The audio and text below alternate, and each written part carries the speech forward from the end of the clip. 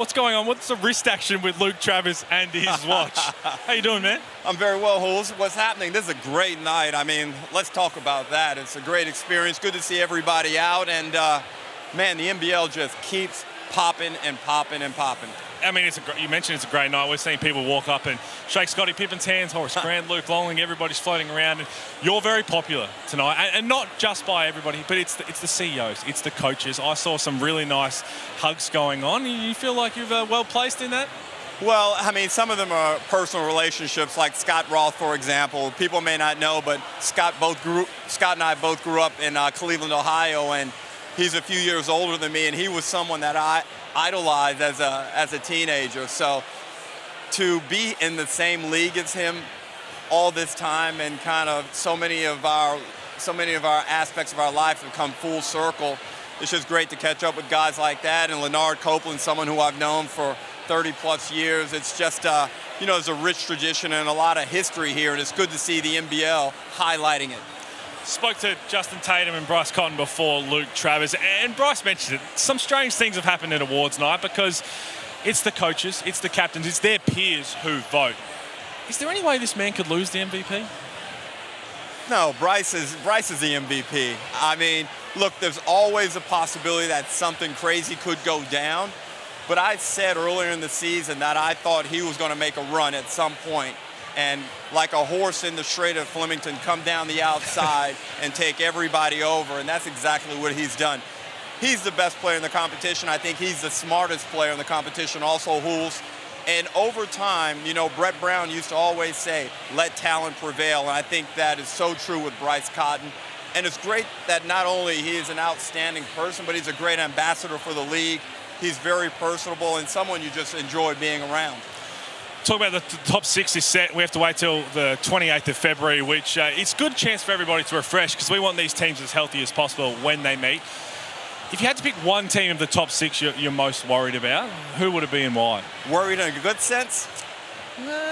Worried in a bad sense. Worried that maybe they're not going to be ready come Wednesday, the 28th of February. Okay, so right now it's quite obvious that that's probably the New Zealand Breakers. With their injury concerns and their lack of good fortune this season, I'm really concerned about their well-being.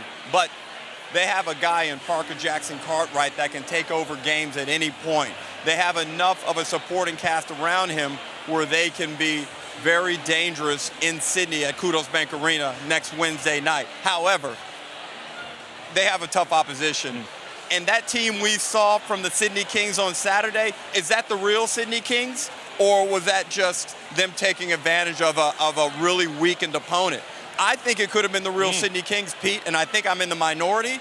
But we might see that team go on a run now. Let's touch on that game because I was calling that game, and you're right, the Phoenix, they have talk about injury blows. That's been really unfortunate for them and what Mike Kelly's had to deal with. But that Sydney team, the way they were playing, the joy, we haven't seen that kind of smiling, everybody having fun. Granted, they were hitting shots, which is always fun to do. But that might have been it, right? That might have been that flicking moment, that switch moment in all of their brains, in the team as a whole, that they can not just beat the Breakers and move on to the next stage, but they can make a run at this thing. And I think a lot of it is about Jalen Adams. All year long, he's been putting up solid numbers. I think he's one of the top 5 to 7 players in the NBL, and his numbers reflect that. But I've been critical at times because I felt that he really hasn't had the drive, the impact that we expect from someone that puts up those numbers. But the past 2 rounds, Pete, I think he's starting to really press the accelerator and understand, I need to do more than what I thought I was going to be required to do back in September or October. And if that guy gets it going, he's a Bryce Cotton level type player. He's a former MVP of the league. There's no reason why he can't lead and lift everybody else with him. And there's enough talent across that roster. They can play with the Melbourne United. They can play with Perth. They can play with Tasmania. But do they have the dedication? Can they flip that switch and be like, right now, we're bringing it?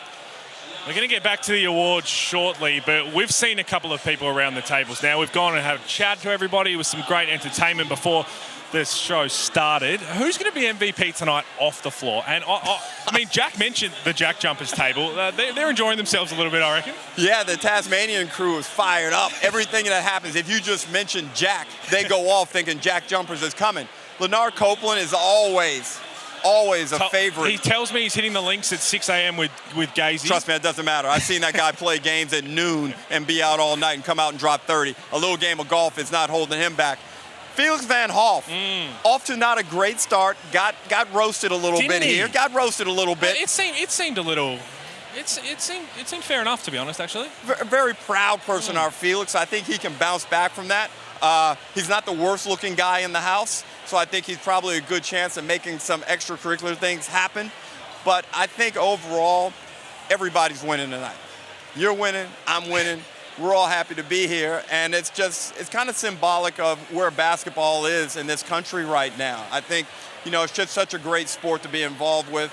It encompasses my whole life, whether it's via NBL media or my own business. Basketball is truly life for me. You're doing a great job, Rucker, and we're about to get back to the awards, but one last thing before I go. Yeah. In 10 words, who wins the entire NBL championship and why? 10 words. I like Tasmania, but Melbourne United are the team.